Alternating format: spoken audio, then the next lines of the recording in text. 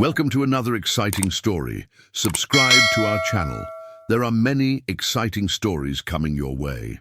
Margaret Whitmore had never questioned her place in the world.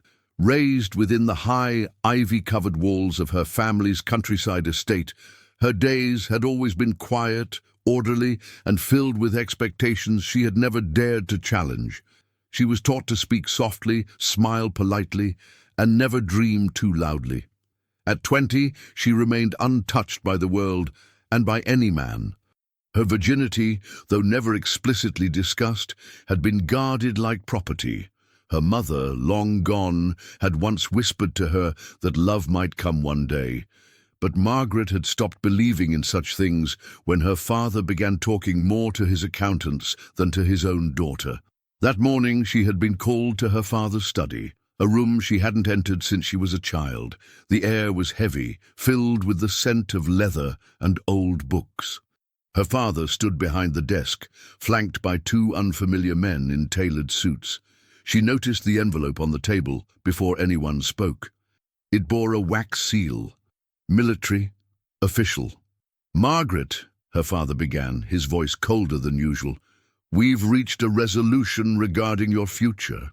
She stood still, hands clasped, waiting. "You are to be married," he continued, "to Colonel Arthur Blackwell." The name hit her like cold water. Colonel Blackwell, decorated war hero, widower. No, not for kindness, but for precision and discipline. There were stories whispered about him, about his silence, his distant gaze, the tragedy of his late wife. No one spoke of him with affection, only with caution. "This union," her father added, "will ensure the family estate remains ours. The colonel is offering protection and discretion. Your duty now is to be his wife." She wanted to ask why. Why her? Why like this? But no one in that room expected her opinion. Her voice had never been required before. It wasn't needed now. "When?" she asked quietly. 2 weeks. The words settled in her stomach like lead. No engagement, no preparations, no questions. Just a transaction, swift and clean. That night, she sat by the window in her room, watching the fog settle over the garden below. Her hands trembled slightly as she folded the letter that had arrived later that afternoon, a formal invitation to her own wedding. No words of welcome. No note from the groom. Just the cold, printed lines. "Miss Margaret Whitmore is hereby invited to her wedding ceremony to Colonel Arthur Blackwell, to take place at St. Albans Chapel, 10 a.m. Formal attire expected." She pressed the envelope against her chest. Not for comfort, but for grounding. The girl who once dreamed of love was gone. In her place, a woman was being shaped by silence and duty, and the shaping had just begun. The morning of the wedding arrived grey and windless, the sky hanging low like a blanket too heavy for the season. Margaret stood in front of the mirror in her father's house, no longer her home, wearing a cream-coloured dress chosen by someone else. It was modest, long-sleeved, high-necked, with no lace, no ribbons, no softness, no joy.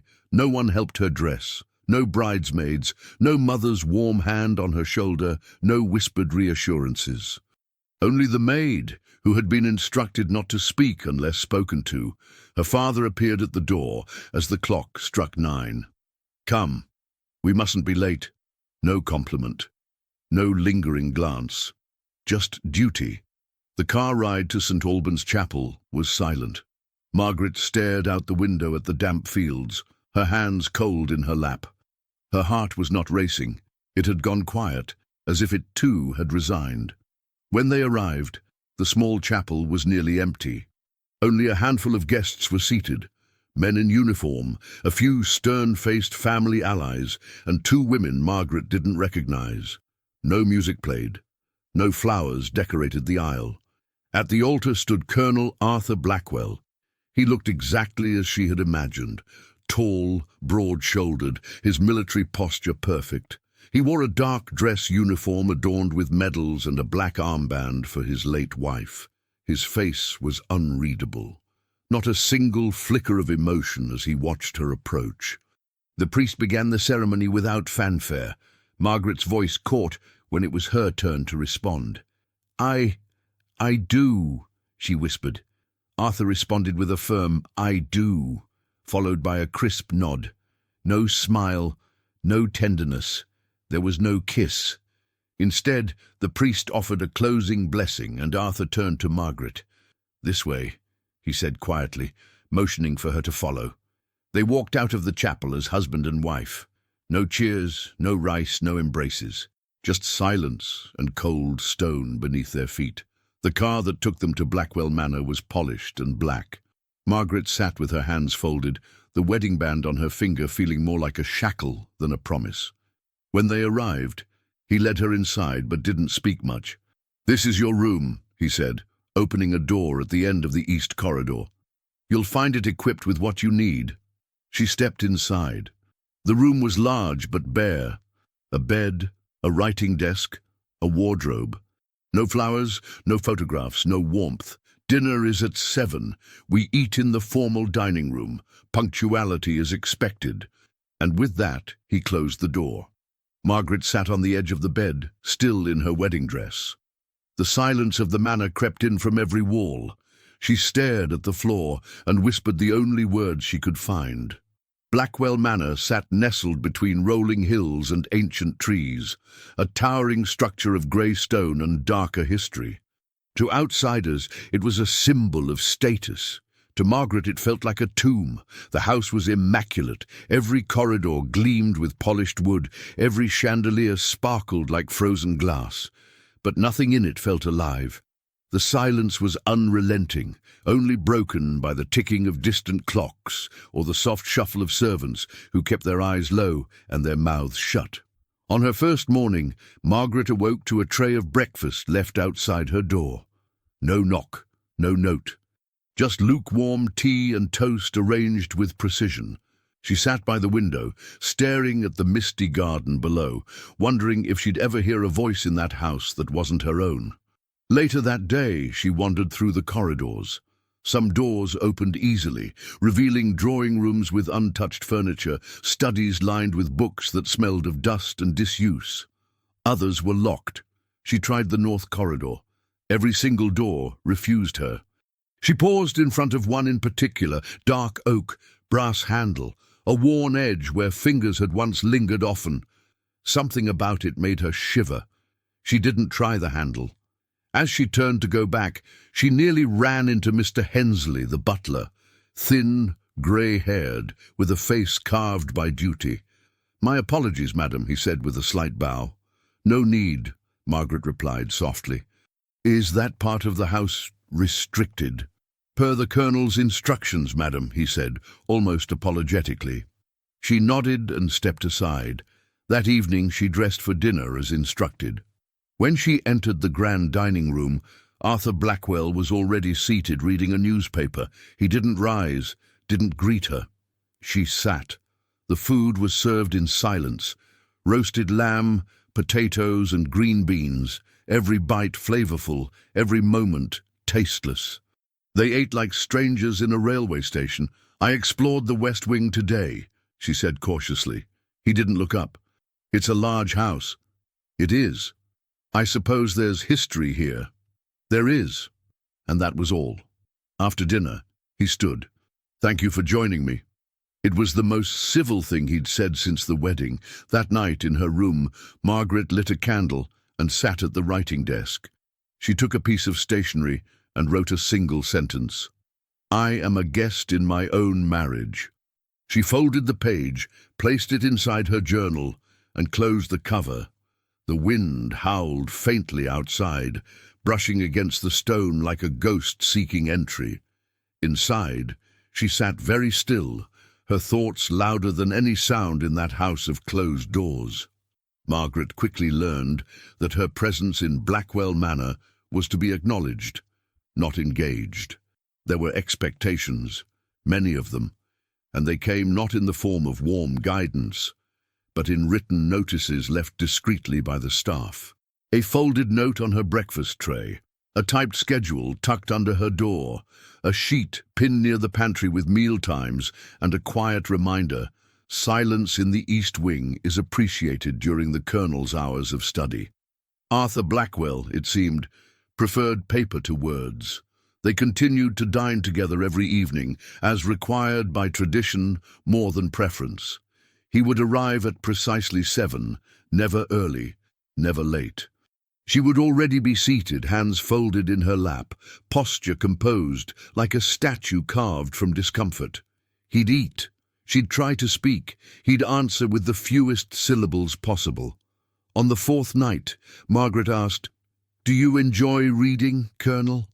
He paused with his fork mid-air, then answered flatly, "When I have time." She tried again.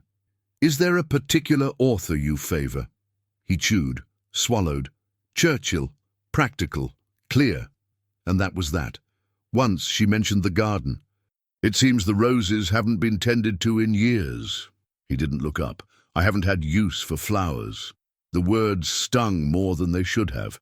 Not just because they dismissed the garden, but because they reminded her that beauty had no place in this life. Not here, not with him. One morning she ventured into the old music room, a place she'd discovered by accident. Dust blanketed the piano, but it stood proudly in the center, as if waiting. She ran her fingers along the keys. It was still in tune. She didn't dare play. Not yet. The staff treated her with careful politeness. She suspected most of them pitied her, but none would ever say it aloud. One maid, a girl called Elsie, no older than 16, slipped a wrapped sweet into Margaret's sewing basket. No words, just a quiet offering. It nearly made her cry. On the 5th day, she overheard 2 footmen whispering near the entrance hall. "She's too soft. Won't last long," one said. "The last one didn't either," the other replied. Margaret didn't ask what they meant, but the words clung to her like fog. That evening, Arthur handed her a folded paper during dinner. It wasn't personal, just a document outlining the rules of the household. When to rise, when meals were served, which rooms required permission, no signature, no greeting, no trace of warmth. Margaret read it after returning to her bedroom. Then slowly, deliberately, she tore it in half and placed the pieces in the fireplace. The flame caught quickly. The paper curled and blackened. It was the only thing in the house that had reacted to her that day. The cold crept in slowly, not from outside, but from within. Margaret had been feeling unwell for 2 days, though she kept it to herself. A chill that settled in her bones. A headache that throbbed behind her eyes. She wrapped herself in extra shawls, took her tea hotter, and forced smiles through mealtimes that grew more and more strained. Arthur didn't notice, or pretended not to. By the 3rd morning, she could barely sit upright in bed. The walls swam before her eyes, and her limbs were too heavy to lift. Still, she rose, brushed her hair, and attempted to walk to the corridor. She made it as far as the doorway. Then everything tilted. A sharp ringing in her ears drowned the quiet of the house, and her legs gave way. Her shoulder hit the floor with a dull thud, and the world went dark. When Margaret opened her eyes, the ceiling above her was unfamiliar. It wasn't her bedroom. The wallpaper was darker, and the scent was of tobacco and parchment. She was in his study, but she wasn't alone. Arthur sat in the armchair beside her, sleeves rolled up, hands clasped in his lap. He didn't speak, but the tension in his posture was unmistakable. His eyes, usually so cold and focused, flicked to her face the moment she stirred. "You fainted," he said. His voice, though still calm, held something unfamiliar. Concern, perhaps. She tried to speak, but her lips were dry. He stood, walked across the room, and returned with a glass of water. She drank. "You have a fever. The doctor has been summoned." Margaret blinked slowly, taking in the quiet warmth of the study, a room she'd never been invited into until now. There were shelves of books worn at the edges, framed maps with notes scrawled in pencil, and a single photograph on the desk. A woman with a gentle smile, dark hair, a resemblance to someone Margaret couldn't quite place. Arthur followed her gaze. "My wife," he said simply. The words lingered. The door opened moments later. The doctor arrived, a man in his 50s with a brisk manner, and Arthur stepped back, giving space, but not leaving the room. He stood near the fireplace as the doctor checked her pulse, her temperature, her eyes. Exhaustion, the doctor concluded. Fever likely brought on by stress and lack of rest. She needs care. And food. Margaret closed her eyes, embarrassed. She felt like a child being scolded. Arthur said nothing. But when the doctor left, she heard the rustle of papers, the click of glass. That evening, a tray was delivered to her bedroom, not by a servant, but by Arthur himself.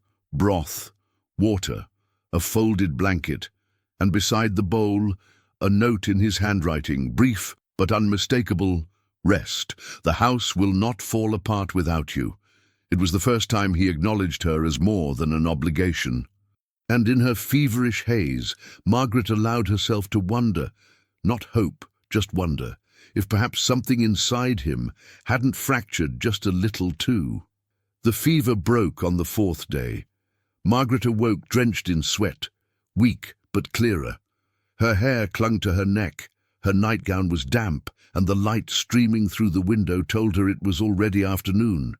She tried to sit up, slowly, carefully, and was surprised to find that someone had moved the armchair closer to her bed. It was empty now, but the imprint on the cushion was fresh. He had been there. That thought stayed with her as she regained strength over the next 2 days. Meals arrived warm. Tea came with honey. No one mentioned the change, but she could feel it. A shift in the house's silence. Arthur Blackwell was no longer ignoring her. He wasn't speaking much either. But something had cracked. Something was watching, present. On the 6th day, when the sun was warm enough to soften the light through the windows, Margaret ventured beyond her room. She walked slowly down the stairs and wandered aimlessly, letting her hand graze the wooden banister as if rediscovering her own body in space. Eventually, she stopped outside the door of the study. She hesitated, then pushed. The room was empty, quiet, and smelled faintly of tobacco and leather-bound books. She stood in the doorway, as if afraid to be swallowed by it, but curiosity tugged at her. Her gaze landed on the shelf behind the desk. It looked ordinary at first glance, but one of the drawers was slightly ajar. She shouldn't. She knew that, but she did. Inside was a wooden box, simple but worn smooth from years of touch. Margaret hesitated. Then carefully, she lifted it. There were letters inside, dozens, some sealed, some folded. All in the same handwriting, elegant, slanted, unmistakably feminine. She took one and read just a few lines. Arthur, I saw you standing in the orchard today, and you looked so far away. I miss the version of you that laughed when the dog knocked over the tea tray. Remember that day? I do. I think I always will. Margaret's hands trembled. She sat on the edge of the armchair and read another. I know you don't speak of the war. I know it took parts of you I'll never recover. But I see you. Even when you try to disappear in silence, I see the man I married, not the uniform. Each letter was more intimate than the last. Not romantic declarations, but fragments of pain, loyalty, longing. They weren't love letters. They were lifelines. When the door creaked open, she froze. Arthur stood in the doorway, rigid, her breath caught. She began, but he lifted a hand. You shouldn't be in here, he said quietly, but not cruelly. I found them by accident. I didn't mean to intrude, she replied, standing. He walked to her, took the box gently from her hands and closed the lid. My past is not yours to carry, he said. She looked at him, really looked, and saw not the general, just a man. I'm not trying to carry it, she said softly. I'm just trying to understand why you've locked the rest of your life away with it. The atmosphere at dinner was different that evening. Margaret noticed it the moment she entered the dining room. There were no extra candles, no flowers on the table. Arthur would never allow such frills, but the tension that usually clung to the air had lifted just slightly, enough to breathe. He was already seated, as always, but for the first time he stood when she entered. Just briefly. She sat down, unsure if she should mention the study, the letters, or pretend it had never happened. But the silence wasn't oppressive tonight. It was uncertain, like two people circling a fire they weren't sure would burn or warm them. The soup was served. She sipped, then set the spoon down deliberately. "I hope I didn't offend you," she said gently, meeting his gaze. Arthur looked up from his bowl, pausing for a moment before answering. "You didn't." It wasn't a warm response, but it wasn't cold either. She tried again. "She wrote beautifully. Your wife." He nodded once. "She did. I'm sorry you lost her." Another pause. "So am I," he said, his voice lower this time. "Though I fear I lost parts of myself before she ever left." Margaret's chest tightened. She had expected him to deflect or withdraw, not offer truth. "It must be exhausting," she said carefully, "to keep all that pain inside." He set down his spoon, folded his hands. "I've spent years controlling what I show. In the army, in politics, in this house. I don't trust softness anymore, Mrs. Blackwell." It was the first time he'd called her that, not with formality, but with weight. "And yet you've been softer than you think," she replied. He raised an eyebrow, almost amused.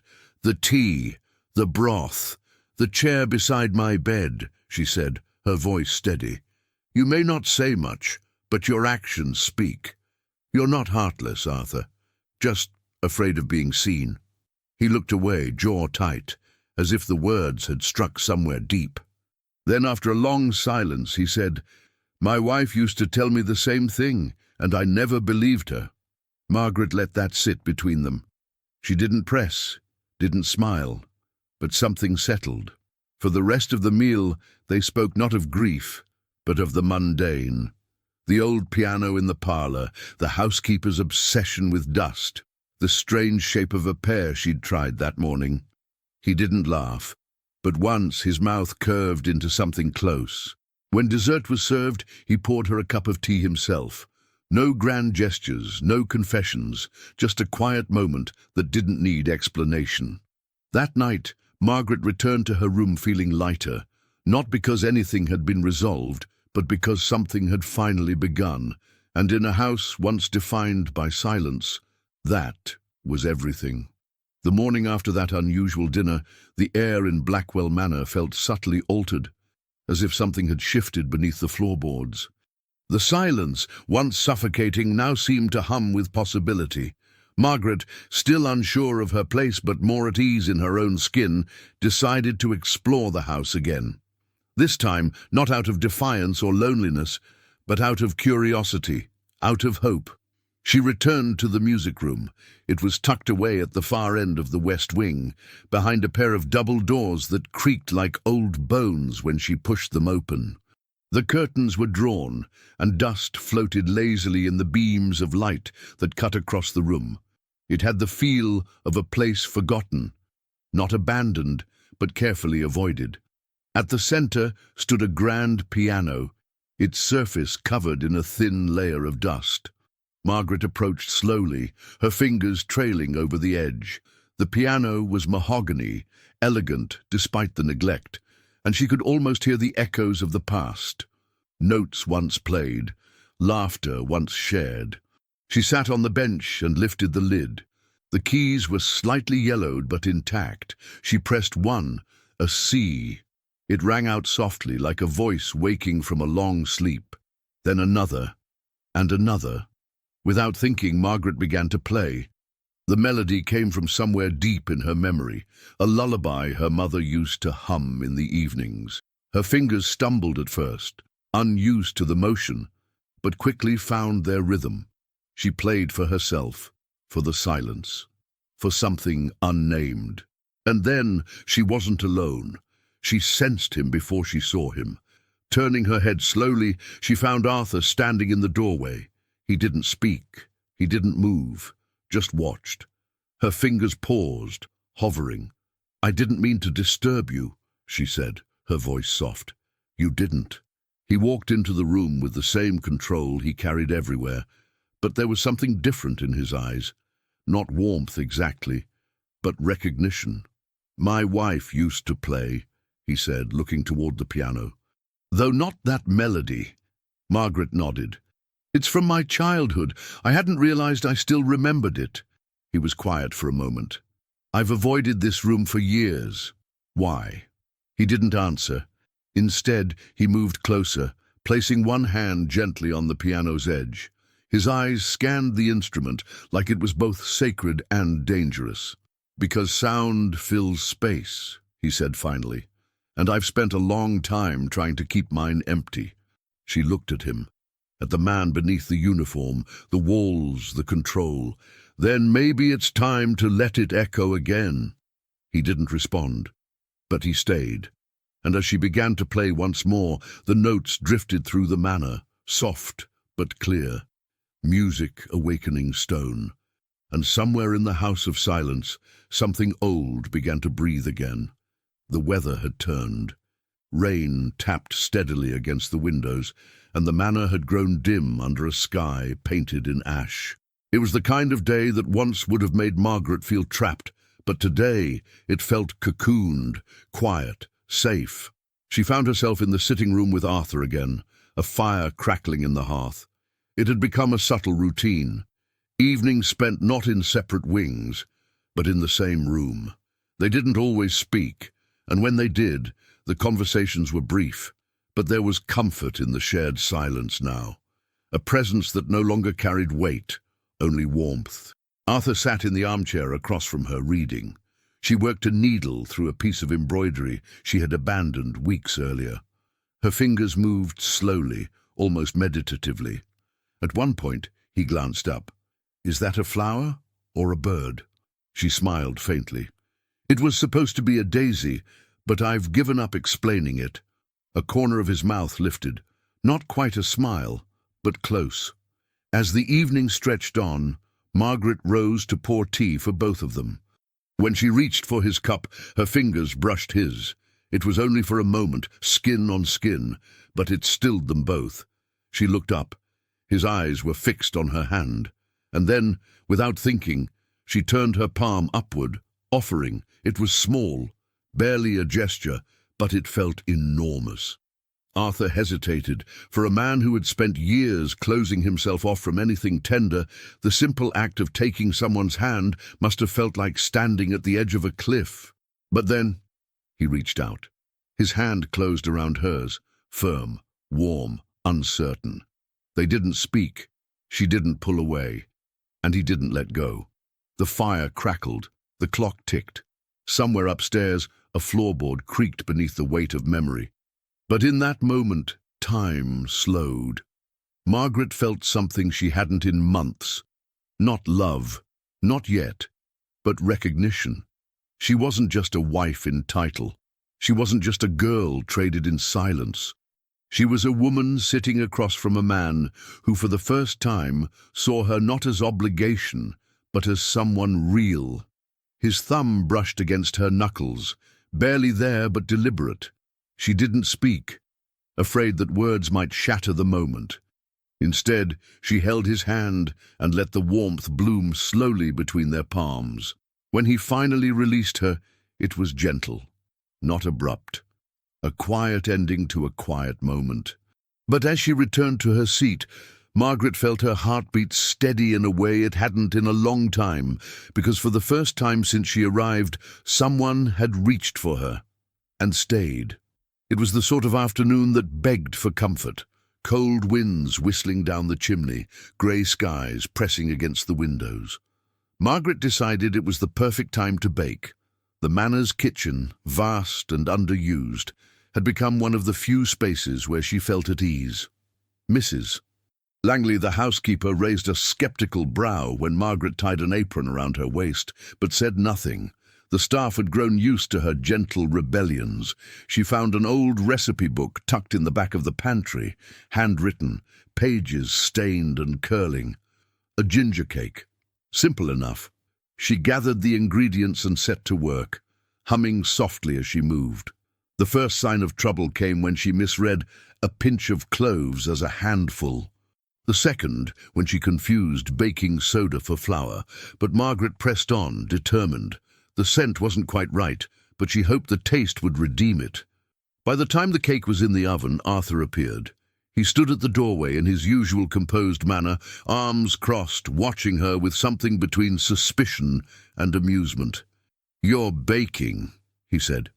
"I am," she replied, brushing flour from her forehead. "Or attempting to." "Voluntarily?" She smiled. "You look concerned." "I am."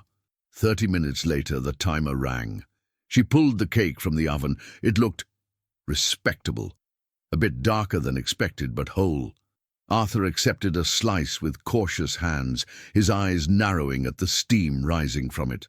Margaret watched him take a bite. He chewed once, twice, and then coughed, not violently, just enough to clear his throat. His face twisted, and for a brief, glorious second, his composure cracked. "That," he said, swallowing hard, "is possibly the worst cake I've ever tasted." Margaret's eyes widened. "Truly, it's as if a ginger root and a bag of cloves declared war in my mouth." She stared at him, stunned, then burst into laughter. It escaped her before she could contain it, full and real and bright. She laughed until she leaned against the counter for support, wiping tears from her eyes. And then something happened that she didn't expect. Arthur laughed too. Not just a quiet chuckle, but a real surprised laugh, deep and unguarded. His hand covered his mouth as if trying to stop it, but it was too late. The sound filled the kitchen like sunlight through fog. When they both finally calmed, Margaret looked at him, breathless. "You laughed." "I did," he said, still smiling. "And it hurt. Then it was worth it." He met her eyes and the moment lingered, longer than it ever had before. No masks, no walls, just two people standing in the warmth of a ruined cake and something very close to joy. For weeks, Arthur Blackwell always left before sunrise and returned well after dusk, as if the shadows were part of his uniform. Margaret had grown used to hearing the front door close long before her breakfast tray arrived, and reopen long after the fire in her room had burned low. But on this particular Thursday, just after the grandfather clock chimed 4, the quiet rhythm of the manor shifted. Margaret had been reading in the library, curled in a deep velvet chair, the late afternoon sun slanting through tall windows. She turned a page, then paused, the unmistakable creak of the front door. She looked at the clock. Far too early. She stood slowly, unsure whether to greet him or give him space. Before she could decide, Arthur appeared in the doorway. He was still in uniform, but without the rigid stiffness he usually carried at the end of a long day. His hair was tousled from the wind. He looked human. "I wasn't expecting you yet," she said gently. "I left early," he replied. She tilted her head. "Why?" A pause. Not defensive, not evasive, just quiet. "I wanted to come home," he said. Home. The word rang in her chest. He walked further into the room, surveying the fire she had lit and the tea tray beside her. It was simple, just 2 cups and a small plate of scones she'd learned to bake without poisoning anyone. "I thought I might join you," he added. She nodded, blinking away the emotion that caught her off guard. "Of course." He sat across from her, not stiffly, not like the colonel everyone feared, but as Arthur, the man who had slowly started to show himself in the smallest of ways. They sipped tea. She asked about his day. He answered more openly than usual, telling her about a meeting at the barracks, a disagreement over strategy, a young lieutenant who reminded him of someone he'd once known. For the first time, it wasn't just her trying to fill the space. He met her halfway. When the fire crackled and the light dipped lower, he looked at her with a softness that made her chest ache. "This isn't how I imagined it would be," he admitted. She raised her brows. This marriage, you, us." Margaret lowered her gaze. "And is that a disappointment?" "No," he said quietly. "It's something I didn't know I was allowed to want." She met his eyes. No words came immediately. None were needed. That evening, they dined without ceremony. No long table, no servants hovering, just a shared meal in the small breakfast room and the quiet comfort of two people choosing to stay in the same room, not because they must, but because they want to. When she bid him good night and walked up the stairs, she realized something had changed, not between them, but within him. He had come home before sunset, and he had done it for her. The envelope was placed neatly beside her breakfast tray. Margaret noticed it immediately. Not the usual folded memo from the housekeeper or one of Arthur's cold-typed schedules. This envelope was cream-colored, hand-addressed, and sealed with a subtle red wax crest, the mark of the Royal Army. She hesitated before opening it, her breath caught somewhere between curiosity and caution. Inside was a formal invitation, a military ceremony to be held the following week. Arthur Blackwell would be receiving a commendation for distinguished service and lifelong dedication to the Crown. Guests were welcome, and just below the printed text, in unfamiliar yet unmistakably deliberate handwriting, was a short note. "If you would be willing, I would be honored to have you accompany me. A." She read it twice, then a third time. It wasn't a command. It wasn't an expectation. It was a request, a choice. Margaret sat in silence, the invitation resting in her lap, her fingers tracing the edges of the paper. She could still remember the man who hadn't even looked at her on their wedding day, the man who left notes instead of words, who gave her rules instead of warmth. But that man, the Arthur she married, wasn't the same one who had poured her tea last night or sat beside her by the fire. This was something else entirely. That afternoon, she walked into his study without knocking. Arthur looked up, surprised, though he said nothing.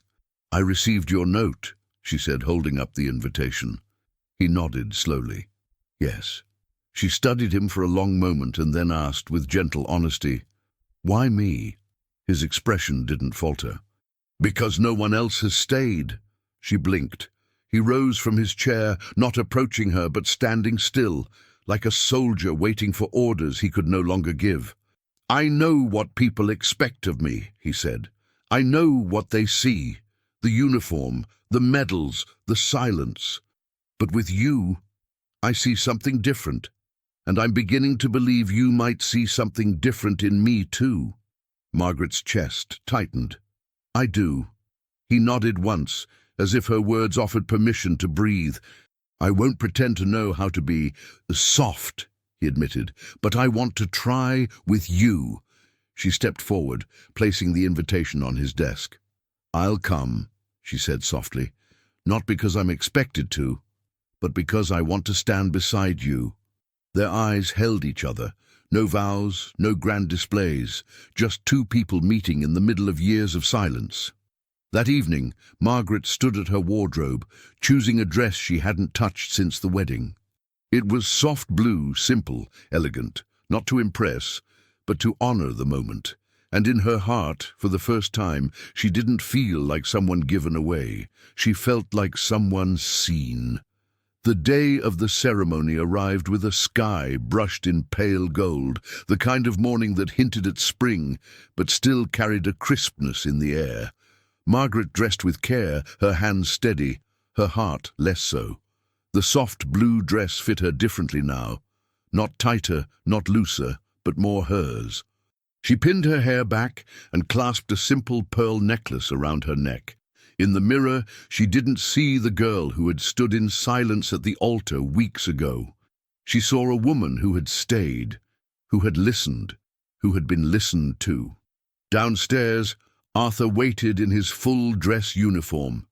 He looked every bit the commanding figure, medals gleaming, spine straight, expression unreadable.